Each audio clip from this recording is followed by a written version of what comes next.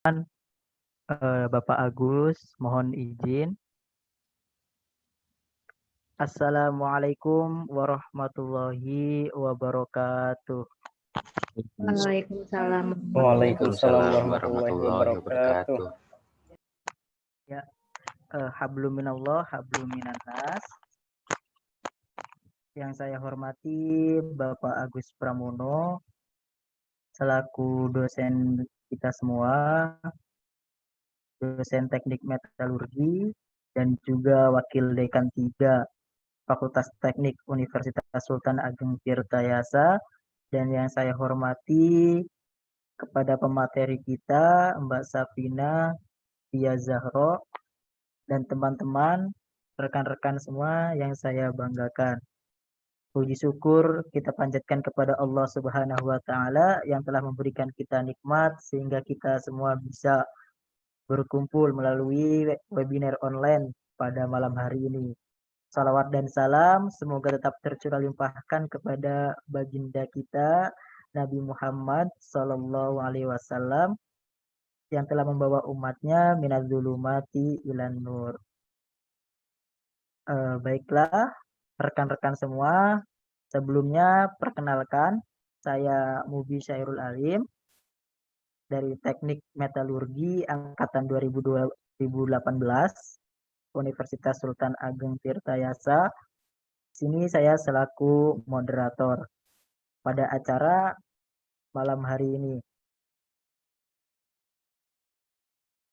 Untuk tema pada acara malam hari ini yaitu menjadi wanita organisatoris yang berguna bagi bangsa dan negeri. Organisasi merupakan gabungan sejumlah orang yang saling bekerja sama untuk mencapai tujuan bersama. Nah, keterlibatan seseorang dalam organisasi, baik yang berbentuk organisasi formal maupun informal, didasari keinginan untuk memperoleh sesuatu, seperti keinginan untuk menambah pengetahuan, mengembangkan diri, atau sekedar memperluas jaringan pertemanan belaka. Nah, membicarakan keterlibatan perempuan atau wanita dalam organisasi, sama halnya berbicara mengenai sejarah. Kita harus memundurkan waktu sekian tahun lamanya dan mencermati sejak kapan perempuan terlibat dalam organisasi. Dan mengapa pertanyaan tersebut muncul? Hal ini disebabkan paham yang dianut oleh sebagian masyarakat kita, bahwasannya perempuan itu kedudukannya adalah sebagai ratu rumah tangga, maka ia harus berada di rumah dan menyemarakkan rumahnya. Nah, namun sebenarnya di Indonesia perempuan telah terlibat dalam organisasi sejak tahun 1904. Saat itu Dewi Sartika mendirikan sekolah-sekolah untuk perempuan di Bandung. Keterlibatan Dewi Sartika mendirikan sekolah tersebut merupakan cerminan bahwa perempuan telah mampu mengorganisir sehingga sekolah-sekolah tersebut dapat berdiri. Nah, selanjutnya disusul dalam organisasi keagamaan seperti Syarikat Islam dan Muhammadiyah. Tahun 1912, perempuan juga ikut serta menjadi anggotanya. Nah, pada malam hari ini, di webinar kali ini kita telah mendatangkan satu pemateri yang membidangi dari tema kita pada malam hari ini. Nah, tapi sebelum kita lanjut kepada pemateri kita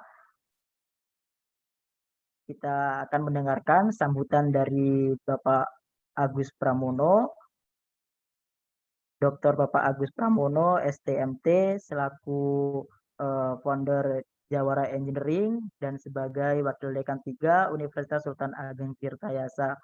Kepada beliau, saya persilahkan. Baik, terima kasih MC sekaligus moderator, sahabat Mubi Syairul Alim. Assalamualaikum warahmatullahi wabarakatuh. Waalaikumsalam warahmatullahi wabarakatuh.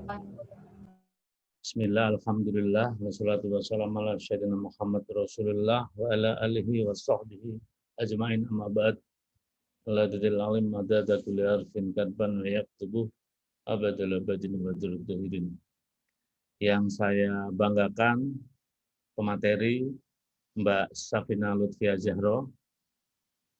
Subhanallah, di tengah-tengah kesibukannya beliau menyempatkan waktunya untuk berbagi buat kita semua, sivitas Fakultas Teknik Universitas Sultan Ageng Tirtayasa, yang sedianya sebenarnya bulan Januari ya, sebenarnya acara ini, karena beliau sedang mempersiapkan ujian saat itu, dan di tengah-tengah kesibukannya juga beliau aktif di berbagai organisasi baik internasional maupun nasional. Makanya sangat sayang dilewatkan, terutama buat sivitas akademika yang punya obsesi, punya cita-cita kurut menuntut ilmu ke luar negeri, terutama di Rusia ya. Mbak Safina ini saya sudah kenal lama. Alhamdulillah juga kita satu alma mater ya Mbak Safina, sama-sama SMA-nya di daerah Kediri, SMA 2 Kediri. Dan luar biasa, beliau saat ini menjabat sebagai Sekretaris Umum PCINU Federasi Rusia dan Eropa Utama, dan mahasiswi di jurusan ekonomi Novosibirsk State University Rusia. Dan yang membuat kita bangga juga, beliau adalah salah satu delegasi dari masyarakat ekonomi syariah. Jadi beliau ini adalah duta Wakil Presiden RI Abah Hei Ma'ruf sebagai duta delegasi masyarakat ekonomi syariah di Rusia tentunya. Jadi kalau boleh saya sedikit menggambarkan seorang Mbak Safina, di usianya yang sangat muda, beliau sudah kurut ilmu ke luar negeri, beliau sudah membidangi berbagai macam organisasi baik internasional maupun nasional. Dan mungkin perlu dicontoh juga buat mahasiswa-mahasiswi Fakultas Teknik Untirta dan mahasiswa di wilayah Banten pada umumnya. Yang saya amati, beliau menjalankan organisasi dengan kezuhudan. Artinya apapun beliau lakukan, jadi walaupun beliau sekretaris umum, tidak segan-segan mengerjakan pekerjaan, bukan pekerjaannya sebenarnya. Tapi saya yakin Mbak Safina mengerjakan sesuatu itu dengan landasan amal kebaikan. Karena pada prinsipnya barang siapa mempermudah urusan orang, urusannya akan dipermudah dunia dan akhirat. Saya masih ingat betul itu Mbak. Jadi ketika kita ada kajian, kebetulan saat itu beserta dengan Prof. Fatah Sulaiman ya. Jadi Prof. Fatah Sulaiman bilang, insya Allah ini adalah pengganti Bu Sri Mulyani nanti, insya Allah ke depan. Jadi sebagian kata yang diulang-ulang itu doa, makanya saya juga berharap nanti Mbak Safina Lutfia Zahro bisa menggantikan Bu Sri Mulyani tentunya. Karena memang bidangnya ekonomi juga, apalagi kalau masyarakat ekonomi syariah, terutama yang di Rusia dan Eropa itu sudah bisa tersebar luas, pasti beliau akan jadi tokoh ekonomi syariah tentunya. Ya, tanpa berpanjang-panjang waktu, mungkin mahasiswa-mahasiswi semua mempersiapkan apa yang mau ditanyakan atau apa yang mau didapatkan dari pengalaman beliau, keilmuan beliau, Mbak Safina Lutfia Zahro. Sekali lagi saya ucapkan banyak-banyak terima kasih Mbak Safina sudi berbagi pengetahuan dan ilmunya dengan kami, karena memang pada dasarnya kami butuh pengetahuan yang sifatnya internasional agar memancing para mahasiswa nanti kurut menuntut ilmu ke luar negeri, terutama di Rusia sebagai basis keilmuan sains dan engineering. Syukron wa sumsum fil khairi wal barakati wal najah wal muafiq illa kumutharik. Assalamualaikum warahmatullahi wabarakatuh. Waalaikumsalam warahmatullahi Waalaikumsalam wabarakatuh. warahmatullahi wabarakatuh.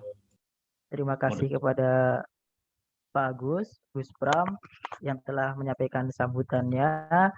Semoga bermanfaat bagi kita semua. Nah, lanjut ke acara selanjutnya, yaitu acara inti kita. Kita akan mendengarkan pemaparan materi dari pemateri kita. Sebelum ke pemateri, saya akan membacakan CV pemateri terlebih dahulu. Untuk nama Mbak Safina Lutfia Zahro.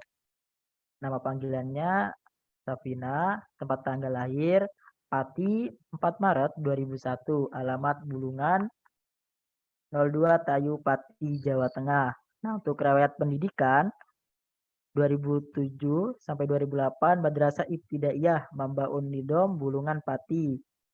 Untuk SD, SDN Ngablak 05 Pati, SMP, SMPN 1 Tayu Pati, SMA 2 Pare Kediri.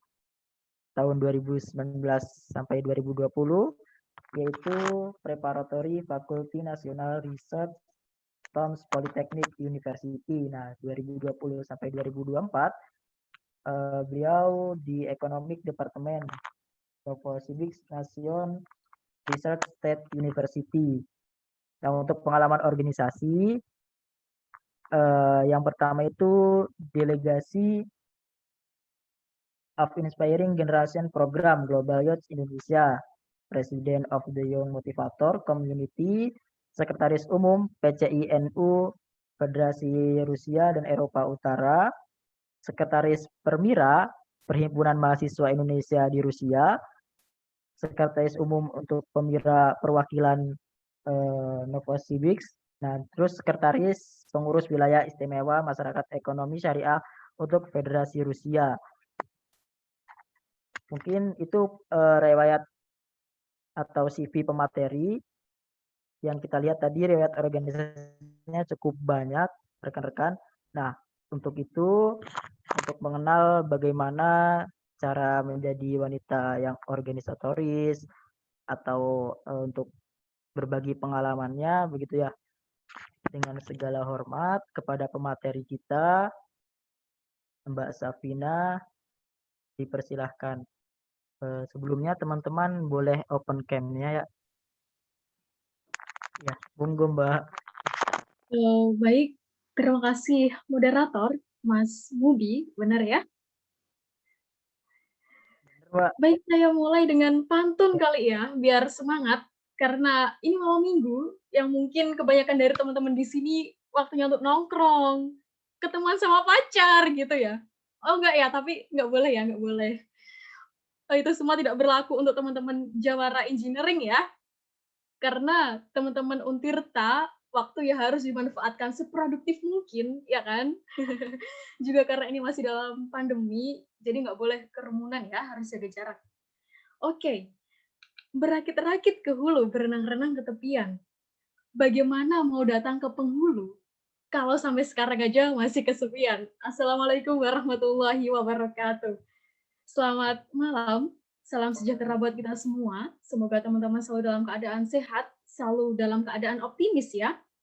Baik, pertama-tama saya sampaikan terima kasih kepada panitia, kepada rekan-rekan Jawara Engineering, juga yang terhormat Gus Pram, yang telah mengundang memberikan kesempatan kepada saya. Ya, jadi ini seneng banget bisa ngobrol-ngobrol bareng sama teman-teman. Jadi nanti kalau ada hal yang kurang berkenan, atau hal yang kurang, mohon dimaklumi karena saya juga masih belajar. Jadi kita diskusi aja ya teman-teman. Jadi yang ngobrol ini itu belum tentu lebih tahu semuanya daripada yang lagi dengerin, gitu ya. Jadi malam hari ini kata kuncinya adalah wanita, organisasi, dan berguna bagi bangsa juga negeri. Seperti itu ya. Oke. Pasti setiap dari kita yang diberikan kesempatan menjadi mahasiswa, atau yang hari ini berkesempatan untuk berjuang menempuh hidupnya, pasti kita pengen ya menjadi anak muda yang aktif, mahasiswa yang berprestasi, juga dapat memberikan kontribusi bagi bangsa dan negeri. Nah, kalau boleh cerita, yang membuat saya berada di titik sekarang, ya benar, atas prestasi dan organisasi. Namun, sebelum berbicara lebih jauh, nggak banyak dari kita yang memaknai secara filosofis. Siapa sih wanita itu? Apa organisasi? Kenapa ikut organisasi? Ya jadi kalau waktu kecil ditanya cita-citanya mau jadi apa? Ingat nggak teman-teman? Aku pengen jadi dokter, aku pengen jadi polisi, pilot, guru, Superman, Avenger misalnya gitu ya. Tapi kita tidak pernah tahu mengapa sih kita harus jadi seperti itu gitu. Ya jadi kritikal sejak kita kecil, kita nggak dibangun dalam konteks pendidikan kita. Jadi memang konteks critical thinking, kenapa, itu memang peran orang tua atau keluarga yang harus mendorong kita supaya kita punya motivasi yang kuat, supaya kita punya dasar yang kuat sebelum memilih, sebelum menentukan dan memutuskan sesuatu itu. Sehingga di dalam menjalankan sesuatu itu, di tengah-tengah jikalau mungkin pasti ya kita kehilangan semangat, kehilangan harapan gitu, itu pasti karena segala ujian itu pasti ada. Nah, maka coba ingat lagi, kembali ke dasar yang telah ada di dalam kita, untuk apa, kenapa, itu loh. Pentingnya critical thinking, teman-teman. Oke, intinya materi pada malam hari ini tidak membuat Anda pasti menjadi berprestasi, enggak. Dengerin materi ini belum tentu juga ada manfaatnya buat teman-teman. Dengerin materi ini juga nggak langsung besok Senin masuk kampus langsung dapat penghargaan, kepercayaan untuk mengemban amanah yang lebih besar dari keorganisasian di kampus. Enggak. Karena itu semua, sebuah capaian itu hasil proses yang tidak singkat. Proses spiritual yang harus dilewati kalau saya bilang ya. Oke.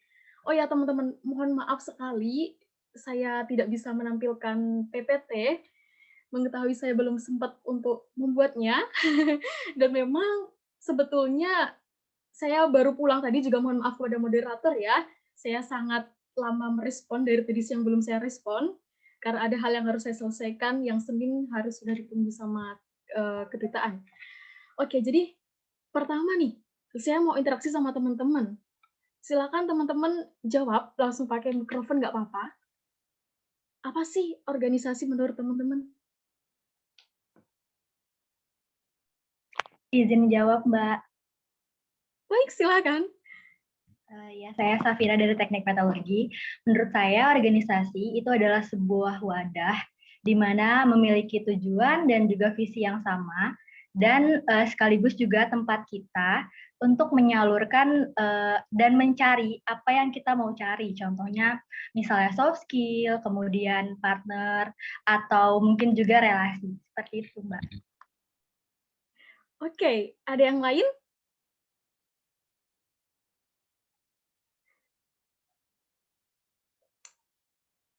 Teman-teman ada yang lain? Jadi menjawab, Iya, silakan. kalau menurut saya organisasi itu merupakan sekumpulan 2 orang atau lebih yang memiliki tujuan yang sama. Terima kasih. Oke, bagus. Apakah ada yang lain? Belgis izin menjawab, Kak. Ya. Ya, jadi organisasi itu kumpulan dari beberapa orang di mana yang membentuk suatu kelompok di mana orang-orang tersebut bekerja sama untuk mencapai tujuan bersama. Oke. Oke, pada intinya jawaban dari teman-teman adalah benar semuanya ya. Jadi organisasi itu adalah kumpulan orang yang bersatu dalam satu wadah yang mempunyai tujuan, cita-cita bersama dan tertentu.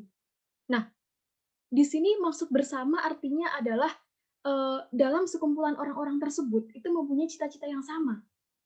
Dan maksud tertentu artinya itu cita-cita tergantung dari bentuk organisasi tersebut. Jadi misalnya kalau misalnya kita berbicara organisasi yang ranahnya UMKM gitu ya. Nah, itu apa namanya? Berarti tujuannya akan berbeda dengan kita tujuannya sebagai organisasi kemahasiswaan.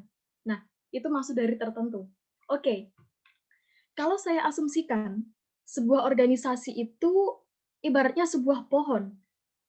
Sebuah pohon hanya akan tumbuh jika memiliki akar. Sependapat nggak teman-teman? Nah, jadi akar itu menjadi komponen utama untuk menghidupkan suatu pohon. Nah, untuk menjalankan fungsinya, pohon membutuhkan zat makanan dan air. Nah, ini yang diperoleh dari unsur hara tanah yang kemudian didistribusikan ke seluruh bagian pohon. Selain itu, akar pula akan menjadi penopang jika sewaktu-waktu badai datang agar pohon tidak tumbang. Jadi, sudah tentu dibutuhkan akar yang kuat nih. Nah, sebuah pohon bahkan hampir tidak dikatakan sebuah pohon jika tidak mempunyai daun dan daun yang jika tidak memiliki daun gitu. Nah, bahkan jikalau memiliki suatu pohon itu memiliki daun yang indah, lebat, hijau, itu tentu akan semakin bagus.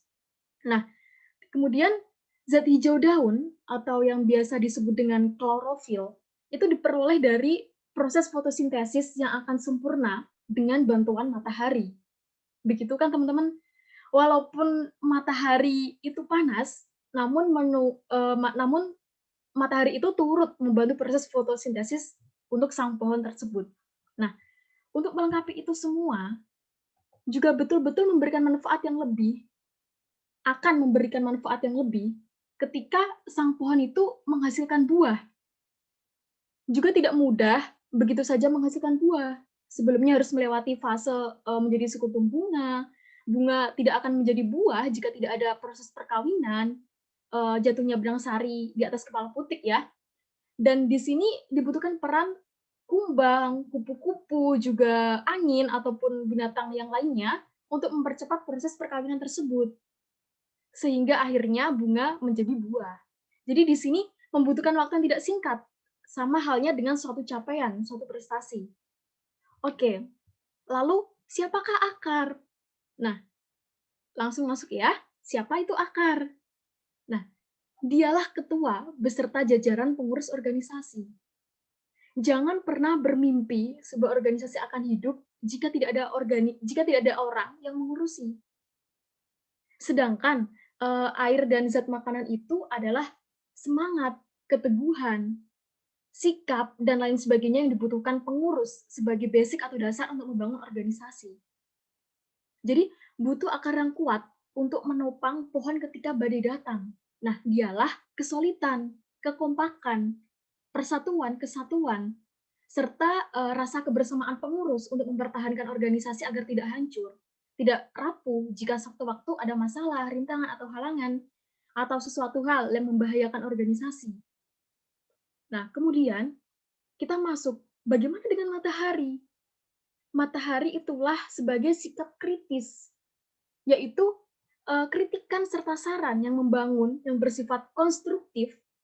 Jadi yang bersifat konstruktif dari orang lain yang ditujukan untuk organisasi tersebut. Nah, hal itu dibuktikan untuk proses pematangan organisasi. Gitu ya teman-teman ya. Jadi harus luas hati ketika mendapat kritikan, saran, masukan, itu jangan malah jadi nggak enaknya hati. Jangan jadi jangan jadi bikin nggak enaknya hati. Jangan ya. Termasuk yang sangat penting di sini adalah seseorang yang memimpin itu sendiri. Baik itu laki-laki maupun perempuan, tidak menjadi masalah ya. Perempuan juga sah-sah saja jikalau menjadi ketua BEM misalnya. Yang penting selama mampu dan selama bisa. Siapapun boleh menempati posisinya. Ini di Untirta ada nggak ya? Pernah nggak ketua BEM-nya itu wanita?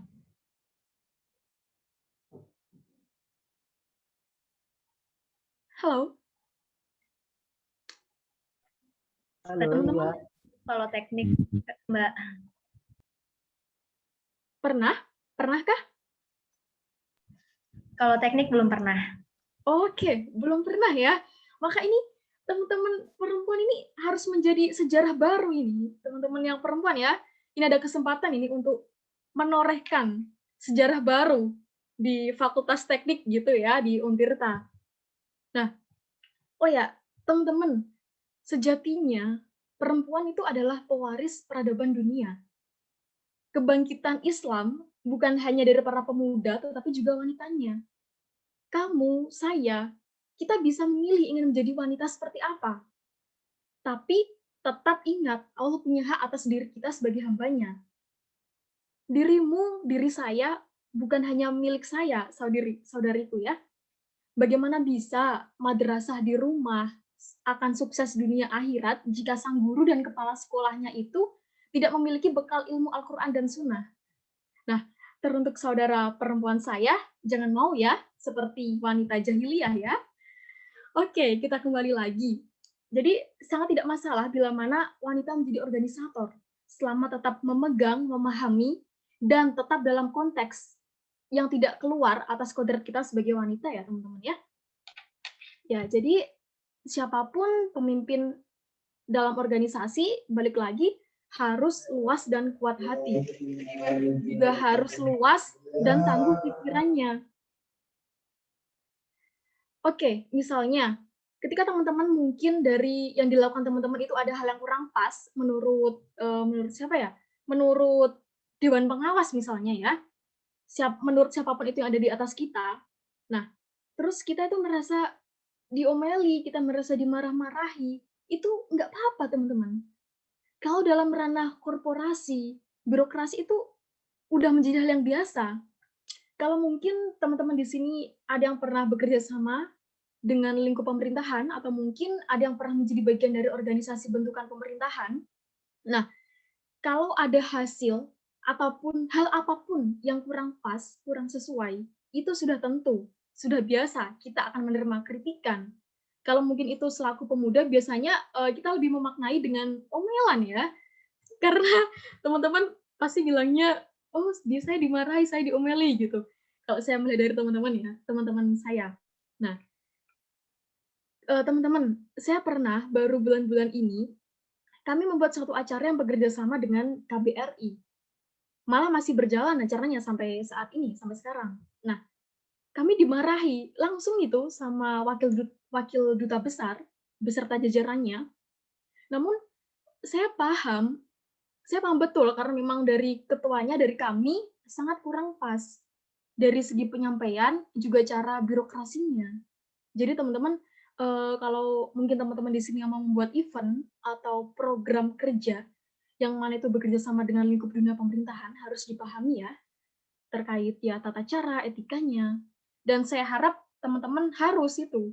Karena dengan bekerja sama di sana akan menambah pengalaman baru dari teman-teman yang bisa kita jadikan sebagai ya pegangan gitu ya untuk kedepannya dalam ranah ketika mungkin sudah bekerja seperti itu.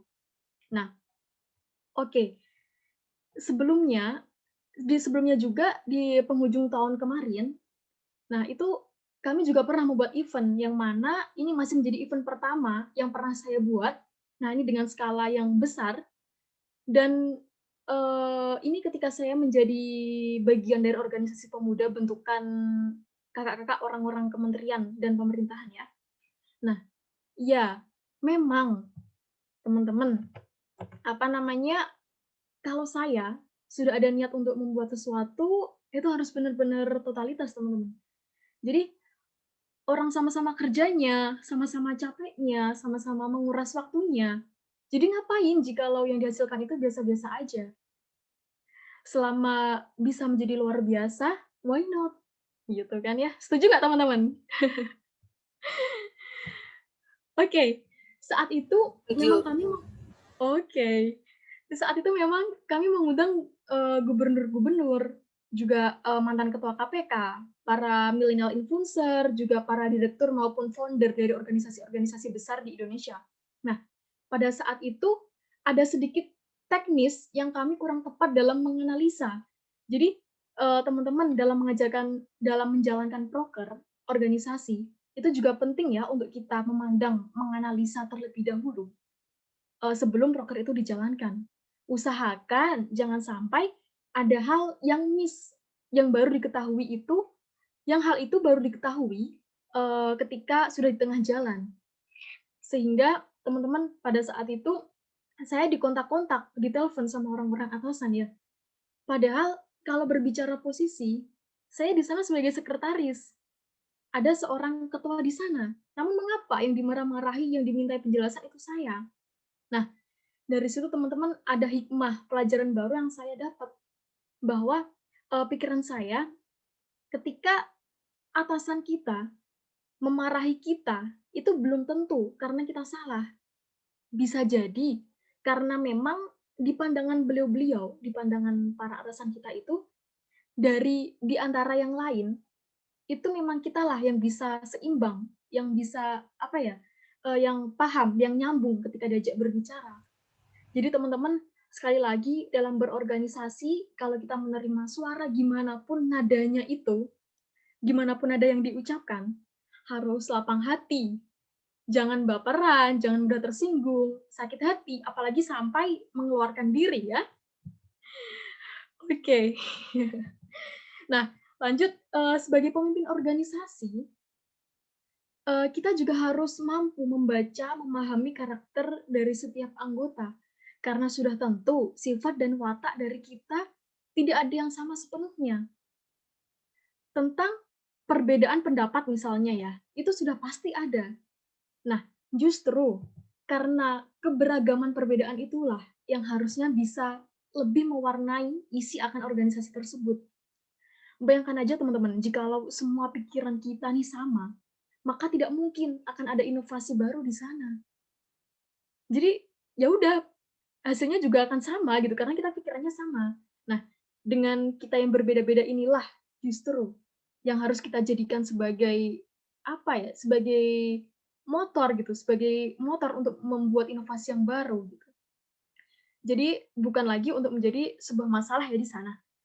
Nah, pemimpin harus terbuka pikirannya atas setiap anggota.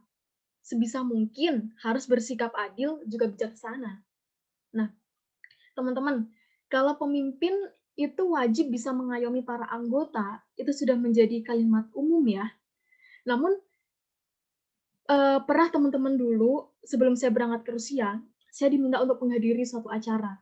Nah, di sana ketika saya turun dari kendaraan, jalan gitu ya, nah, tasnya diminta seseorang yang menyebut saya itu untuk dibawakan. Saya katakan, terima kasih, enggak usah. Anda bukan pelayan saya. Karena bagi saya, hal dasar yang lebih penting untuk teman-teman pahami ya, pemimpin atau atasan itu adalah melayani, bukan untuk dilayani. Juga teman-teman bagi saya, baik dalam organisasi maupun konteks umum, sebuah jabatan itu bukan untuk diperebutkan. Jadi, alhamdulillah selama ini saya belum pernah menyalonkan atau mengajukan diri untuk menempati suatu posisi. Karena prinsip dan logika saya adalah, jikalau memang dirasa seseorang itu paling layak dan orang lain merasa menganggap dialah yang paling mampu untuk menempati suatu posisi tersebut dibandingkan yang lainnya, sehingga sudah pasti konteksnya di sini adalah mereka yang membutuhkan kehadiran saya. Bukan saya yang memaksa untuk hadir. Bukan saya yang memaksa hadir untuk mereka. Gitu ya teman-teman ya. Ini harus dipahami. Jadi, pernah teman-teman, saya diminta untuk menjadi sekretaris. Posisi saat itu masih kosong di sana. Saya kaget, padahal di sana para anggotanya itu kebanyakan di atas saya, beliau-beliau yang sudah S2. Bahkan, saya mendaftarkan diri untuk menjadi bagian dari organisasi tersebut aja enggak, gitu loh. Nah, itu organisasi resmi ya. Kalau prinsip saya menjadi keharusan ya untuk memenuhi suatu prosedur atau suatu aturan. Jadi ya kalau memang aturannya, prosedurnya harus mendaftar, ya harus mendaftar terlebih dahulu gitu kan untuk menjadi bagian darinya gitu. Sehingga saya sampaikan, bagaimana bisa? Saya mendaftar aja tidak. Kemudian juga bagaimana nanti dengan teman-teman yang lainnya? Kemudian mereka menjawab, kami semua yang meminta kamu untuk ada di sana. Kemudian saya tanyakan lagi, apakah saya layak? Di sini banyak kakak-kakak yang tentu jauh lebih berpengalaman dari saya. Jawabannya sama, kami semua yang meminta kamu ada di sana.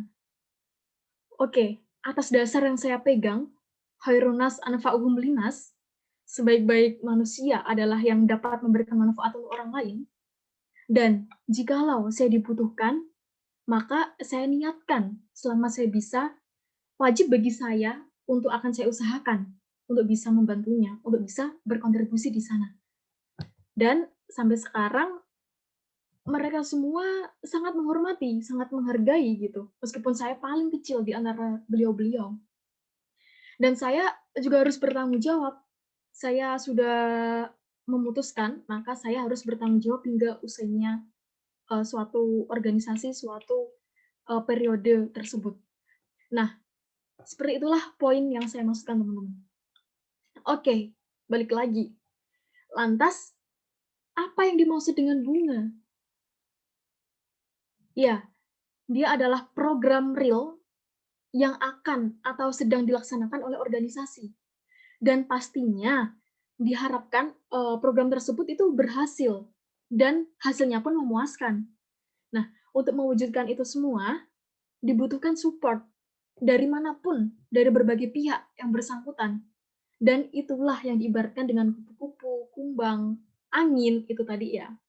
Sehingga membantu proses jatuhnya bunga sari ke kepala putih hingga akhirnya menjadi buah. Dan buah itulah hasil dari rencana program organisasi yang telah dilaksanakan. Walaupun banyak juga bunga yang jatuh sebelum menjadi buah, dan itulah program-program yang tidak atau gagal dilaksanakan. Nah, pertanyaan sederhana saya kepada teman-teman ya, ini oke, dalam hidup ini, kita itu mengejar sukses dan bahagia nggak sih? Maksudnya sukses dan bahagia itu harus dikejar nggak? Menurut teman-teman gimana? Ini teman-teman nggak pada bubuk kan? Apa udah pada ngantuk ini ya? Oh ya, jadi teman-teman, ketika saya diundang dalam suatu acara apapun, saya maunya interaksi, interaktif sama teman-teman. Jadi saya nggak mau saya duduk konteksnya kayak ceramah gitu, enggak ya? Oke, jadi apa menurut teman-teman? Sukses dan bahagia itu harus dikejar nggak? Oke, izin menjawab, Mbak. Ya. Kalau menurut Tika sendiri, sukses dan bahagia itu tidak perlu dikejar. Kenapa? Karena dengan kita menjalani apapun, sekecil apapun dengan ikhlas, otomatis nanti kita akan merasa bahagia dan kesuksesan mungkin akan ada di depan mata gitu. Jadi menurut saya apapun yang kita kerjakan nggak harus dikejar, yang penting kita ngerjainnya maksimal dan juga ikhlas. Oke, ada teman-teman lain yang mungkin sukses dan bahagia itu harus dikejar?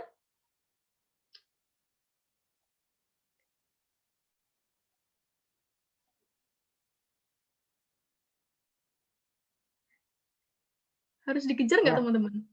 Dari saya, Mbak ya, sukses dan bahagia itu menurut saya itu harus dikejar. Lain dari tadi Mbak Safira, karena sukses dan bahagia itu harus kita kejar dengan kita berusaha, kita berikhtiar begitu ya, dengan cara kita sendiri, dengan melakukan hal yang terbaik, baru nanti kita akan memetik buahnya, yaitu buahnya itu sukses dan bahagia begitu. Jadi sukses dan bahagia itu dikejar ya, kalau menurut Masnya. Iya, Mbak. Oke. Jawaban teman-teman nggak ada yang salah, semuanya benar. Ya, karena ini soal perspektif. Perspektif itu nggak ada yang benar, nggak ada yang salah gitu ya. Sah-sah saja orang menjawab iya kalau bahagia dan sukses itu harus dikejar. Tapi pertanyaan sederhananya adalah segala sesuatu yang menjadi implikasi dalam hidup itu bukan merupakan kuasa kita sebagai seorang manusia. Benar ya? Setuju ya? Nah, kalau dalam ekonomi syariah, ya, saya jurusannya ekonomi ya. Karena saya di Rusia, setahu saya belum ada jurusan ekonomi syariah. Namun, saya juga belajar, pengen tahu gitu tentang ekonomi syariah itu seperti apa. Jadi teman-teman, di ekonomi syariah itu, kalau teman-teman sudah bisa memastikan nanti kerjasama bisnis sama saya itu untungnya besar. Jikalau teman-teman sudah bisa memastikan gitu ya, kalau misalnya teman-teman bekerja sama saya itu nanti untungnya besar, jadi sudah bisa dipastikan, sudah bisa memastikan hasilnya. Jadi teman-teman sudah bisa, ya dari situ berarti teman-teman sudah bisa memastikan hasilnya. Maka itu konteksnya sudah tidak syariah lagi teman-teman. Karena hasil itu adalah kuasanya Tuhan. Kita nggak punya hak untuk menentukan hasil. Maka dalam hidup yang kita kejar itu bukan sukses dan bahagia. Kalau Anda mengejar sukses dan bahagia dalam hidup, selamanya Anda nggak pernah bahagia dan nggak akan sukses. Karena sukses dan bahagia adalah implikasi dari sesuatu yang kita kejar. Nah, misalnya nih ya, tujuan buat nikahin seseorang, Mas, itu bukan akadnya. Tapi bagaimana pasca akad dengan orang itu, kita bisa hidup dengan sesuai rencana dan harapan kita bersama.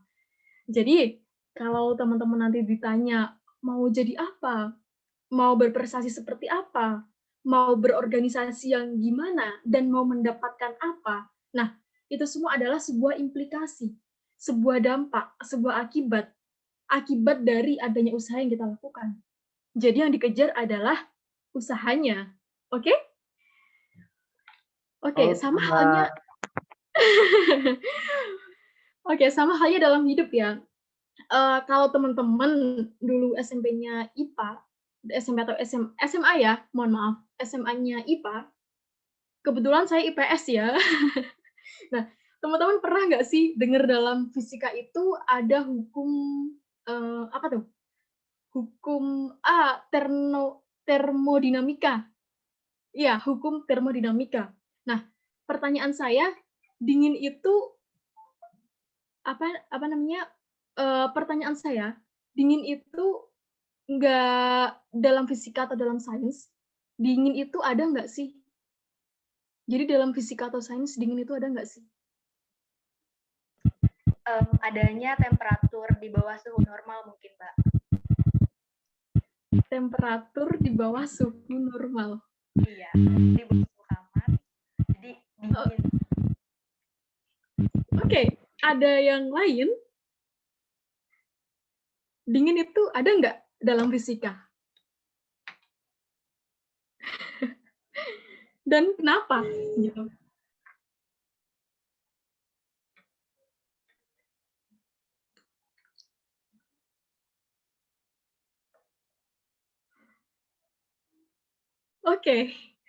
Oke teman-teman. Jadi sebenarnya dingin dalam fisika itu tidak ada ya. Karena dingin itu terjadi karena ketiadaan kalor atau ketiadaan panas. Makanya di fisika adanya itu hukum termodinamika. Nggak ada hukum dingin. Nggak ada hukum dingin kan ya? Nah, sama dengan hidup. Sebenarnya orang jahat itu tidak ada. Orang jahat itu terjadi karena ketiadaan baik. Konteks yang dipelajari dalam semua agama, itu kan menganjurkan kita bersikap baik. Tidak pernah ada agama yang menganjurkan kita untuk berbuat jahat.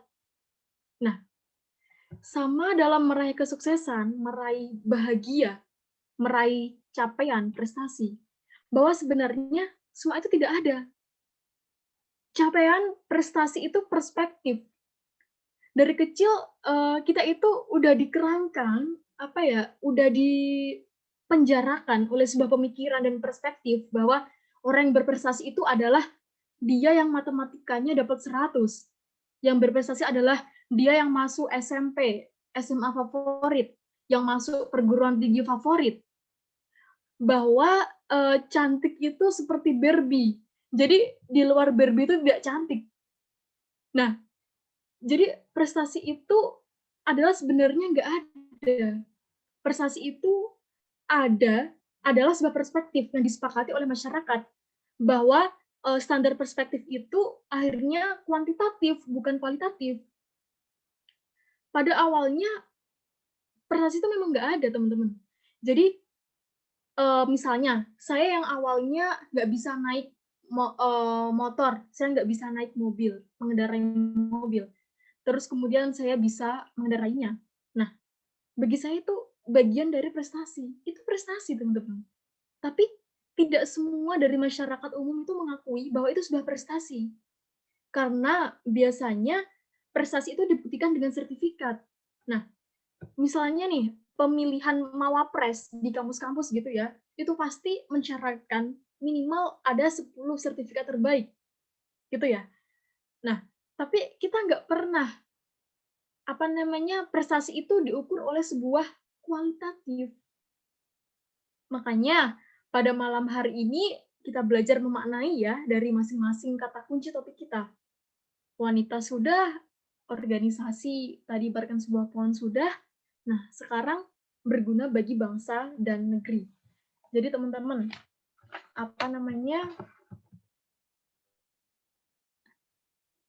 halo, teman-teman. Halo, iya Mbak. Oke, masih mendengar suara saya ya? Iya, masih. Saya takut ini kalau saya ngomong sendirian nanti. Oke, jadi pilar anak muda bagi saya teman-teman ya, yang perlu digarisbawahi adalah kontribusi itu merupakan jadi prestasi dan prestasi dan inspirasi gitu ya. Prestasi dan ketika kita menginspirasi, kita bisa menginspirasi. Nah, itu akibat dari adanya kontribusi. Jadi semuanya itu tidak dilakukan dalam proses yang singkat. Nah, untuk kita bisa menjadi berguna bagi bangsa dan negeri, itu dimulai dari hal yang kecil. Tidak mengharuskan teman-teman harus jadi tidak harus mengharuskan teman-teman jadi ketua BEM. Kan nggak mungkin kan semuanya akan jadi ketua BEM gitu kan. Nah, jadi start from small thing. Ya, nanti hal yang besar itu akan datang dengan sendirinya. Gitu ya, teman-teman ya. Itu singkat dari saya. Sudah lama ya saya berbicara, mohon maaf ya, teman-teman. Oke, mungkin itu dari saya. Jikalau ada yang mau didiskusikan, oke, dipersilahkan. Ya, terima kasih Mbak. Untuk teman-teman, rekan-rekan semua yang ingin bertanya, yang ingin berdiskusi, dipersilahkan. Open cam-nya, mic-nya dibuka, terus perkenalkan diri ya, terus bertanya. Monggo teman-teman.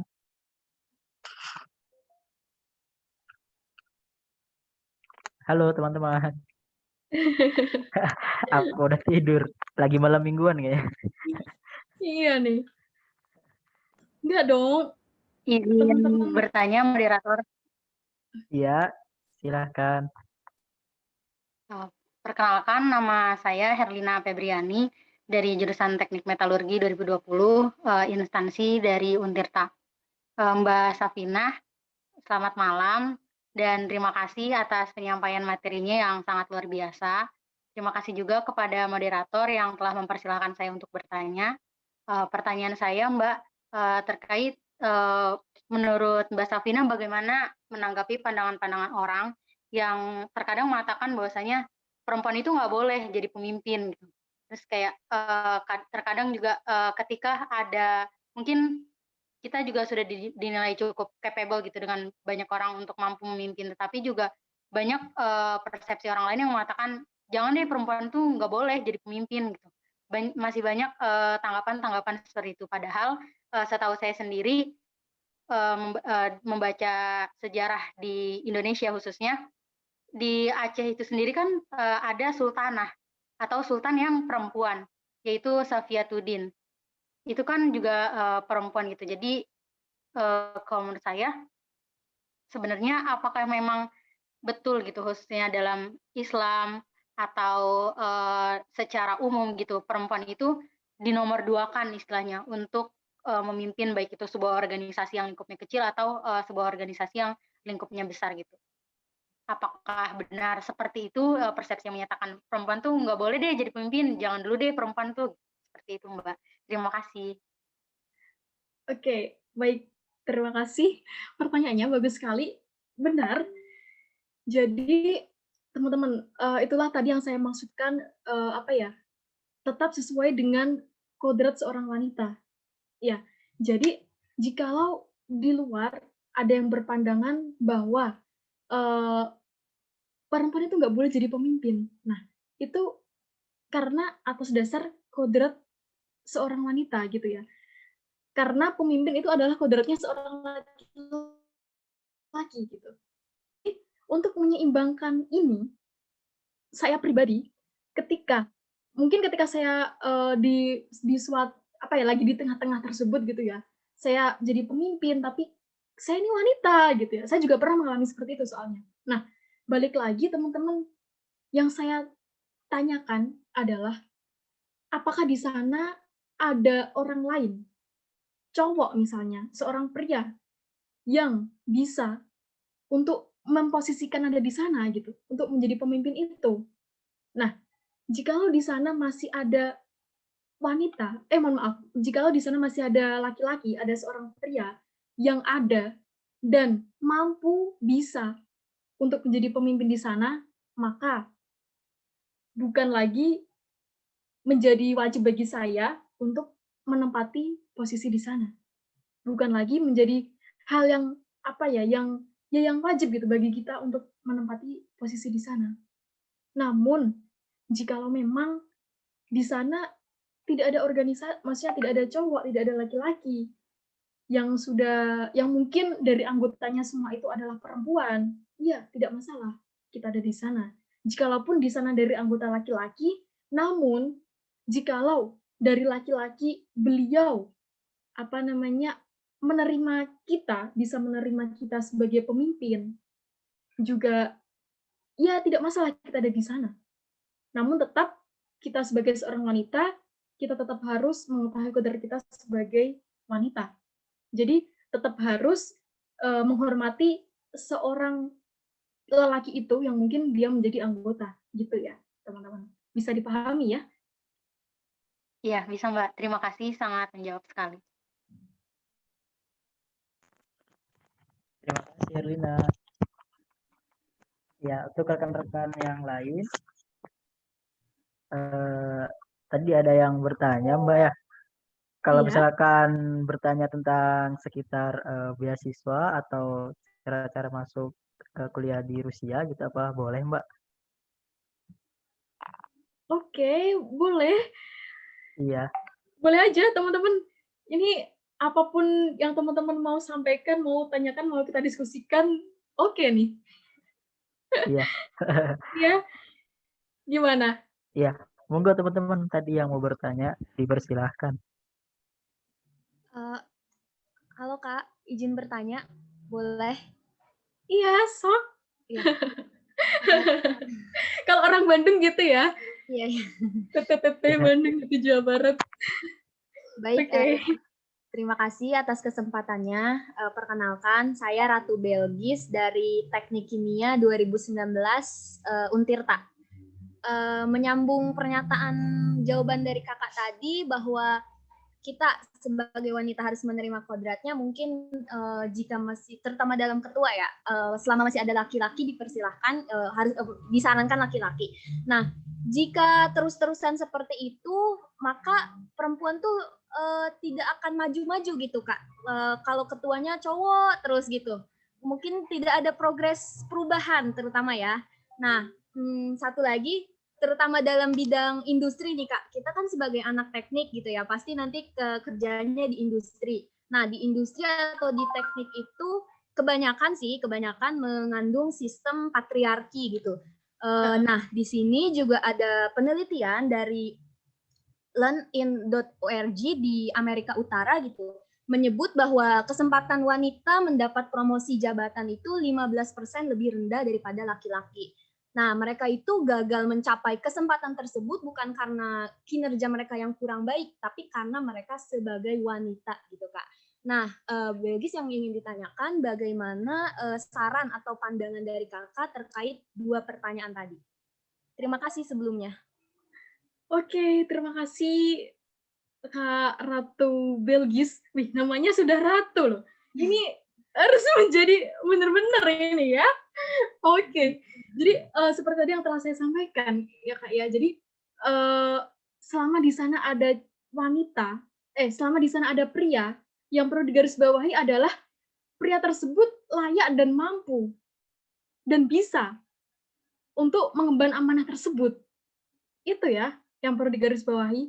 Jadi jika misalnya di sana ada pria, namun dirasa ini loh wanita ini yang bisa, yang lebih layak, yang dipandang itu bisa lebih gitulah ya.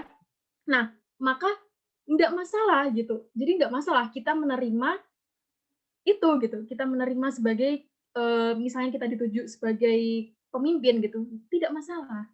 Nah, yang perlu digarisbawahi lagi adalah ketika kita menjadi pemimpin itulah yang mana kita mempunyai anggota perempuan, yang mana kita mempunyai anggota laki-laki, mohon maaf ya teman-teman ya. Yang mana kita mempunyai anggota laki-laki itu kita harus mengetahui gitu loh. Kita harus kembali lagi ke kodrat kita. Jadi kita harus menghormati, kita harus tetap hormat kepada beliau gitu loh. Itu maksudnya. gitu ya.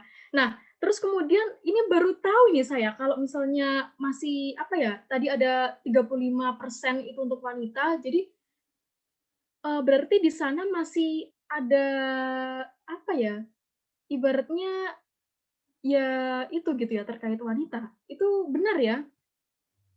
Maaf Kak, sebelumnya bukan 30%. Tadi Belgis menyebutnya 35. 15%. Oh, 13. 15%, Kak. Jadi di sini ada artikel yang cukup apa ya, relevan. Nah, ada penelitian yang dilakukan learnin.org di Amerika Utara menyebut bahwa kesempatan wanita mendapat promosi jabatan itu 15% lebih rendah daripada pria gitu, Kak. Bukan Iya. karena kinerjanya yang kurang baik, tapi karena status wanitanya itu. Iya. Iya, jadi namun saya rasa itu tidak berlaku ya teman-teman ya. Ketika kita seorang wanita memang kita itu bisa benar-benar lebih menguasai dibandingkan pria. Itu tidak menuntut kemungkinan untuk kita tidak bisa menempati posisi di sana. Gitu ya.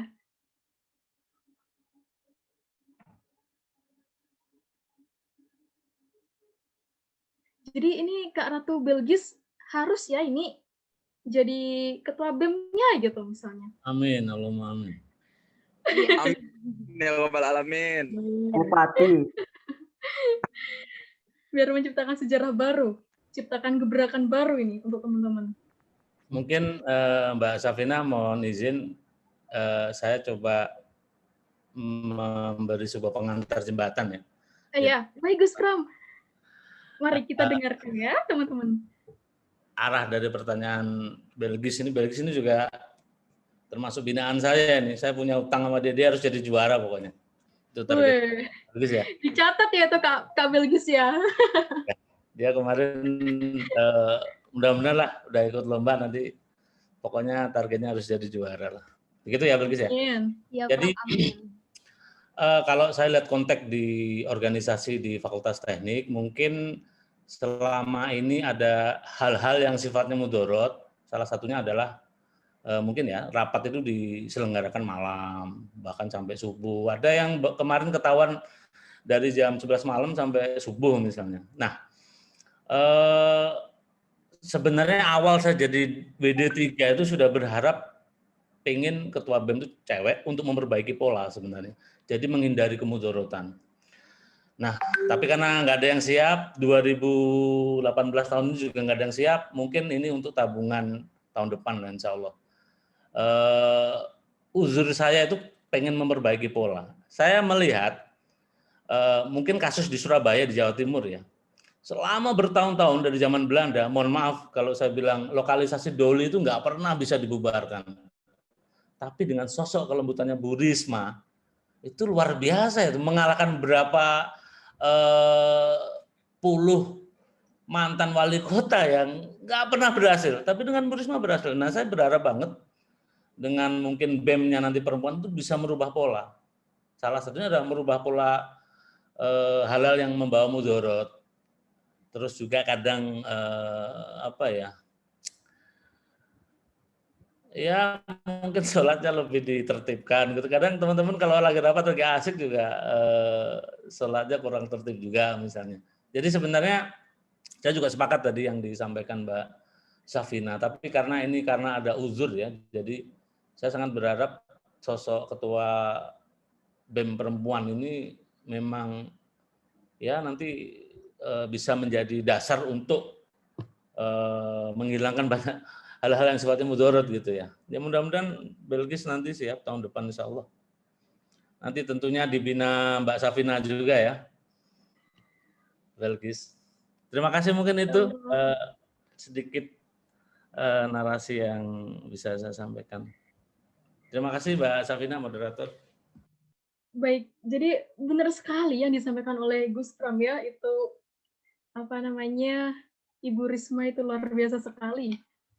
Nah, jadi teman-teman, ini para wanita-wanita di sini, perempuan di sini harus bisa membawa perubahan ya dari sesuatu yang mungkin kurang tepat di sana. Juga siapapun ya, karena di sini juga ada teman-teman cowok gitu ya. Jadi untuk misalnya nih teman-teman cowok karena memang kodratnya harus menjadi pemimpin ya. Jadi juga harus bisa membawa ke arah yang lebih bagus ya. Jangan sampai tadi sampai sholatnya ditinggalkan gitu ibaratnya maksudnya lebih nggak tahu waktu gitu ya. Rapat sampai pagi hari itu lebih nggak tahu waktu ya. Jadi siapapun itu perempuan ataupun cowok sebagai seorang pemimpin harus bisa memberikan, harus bisa mengarahkan semua anggotanya itu ke arah yang lebih baik. Itu harus ya. Namun kalau berbicara rapat ketika di Rusia, karena memang di Rusia ini terbagi menjadi 11 zona waktu, jadi sudah tidak mungkin bisa gitu kita menyatukan waktu yang mana semuanya di satu waktu, nggak pernah bisa. Jadi memang harus yang mengalahi gitu. Jadi saya sering teman-teman, saya rapat gitu sampai jam 5 pagi gitu juga iya gitu. Itu udah hal yang biasa kalau di Rusia ya, karena sekali lagi karena memang di sini di Rusia terbagi menjadi 11 zona waktu. Kalau di Indonesia sama di Indonesia masih satu waktu, jadi ya harusnya lebih mudah gitu untuk sebagai seorang pemimpin itu untuk mengkoordinir gitu ya, jangan sampai tahu waktu lah ya pada intinya gitu.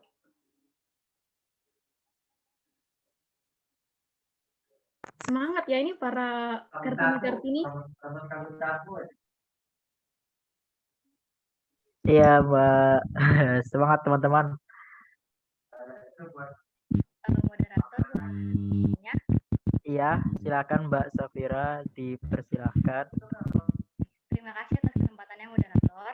Terima kasih Mbak Safina atas waktu dan juga materinya yang sangat luar biasa. Saya Tika Safira dari Metalurgi 2018. Mohon maaf Mbak, saya mau menyambung pernyataan dan pertanyaan dari tadi Ratu dan juga Herlina ya. Jadi sebetulnya saya kan sedang ada di kerja praktik. Nah, hal yang saya temukan di lapangan itu ternyata sekarang ini Kementerian Ketenagakerjaan kita khususnya di Indonesia itu sudah mengatur tentang diperbolehkannya laki-laki dan perempuan itu ada dalam satu jenis pekerjaan yang sama tanpa mengurangi atau tanpa melihat atau memandang mereka itu sebagai perempuan. Bisa dicek di pasal 5 Undang-Undang Nomor 13 Tahun 2003, itu di situ ada yang mengatur tentang hal itu gitu, bahwa perempuan dan laki-laki itu mempunyai porsi yang sama. Namun di sini kenapa kita lihatnya sedikit, apalagi di industri-industri khususnya industri teknik ya, karena memang sesuai dengan kebutuhan Mbak dan juga Ratu. Jadi kebutuhan di lapangan itu memang wanita itu dimuliakan, sehingga ada sedikit bukan perbedaan sebenarnya, cuman kita sangat dimuliakan sehingga untuk orang-orang yang di lapangan ini tidak diterjunkan perempuan seperti itu. Apalagi kita sebagai engineer ya, teman-teman dari teknik itu.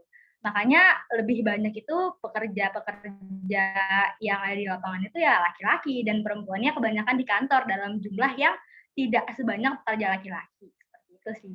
Nah, untuk pertanyaan saya, Mbak Safina, in case ketika mungkin ada dalam satu organisasi itu laki-laki yang tidak capable, sementara ada perempuan yang mungkin mempunyai keinginan atau juga kemampuan yang lebih daripada laki-laki ini, namun terdorong oleh rasa khawatir dari laki-lakinya. Jadi kita nih sebagai perempuan teknik ya terutama, itu biasanya nih Mbak, cowok-cowok teknik itu selalu keinginannya itu menjaga.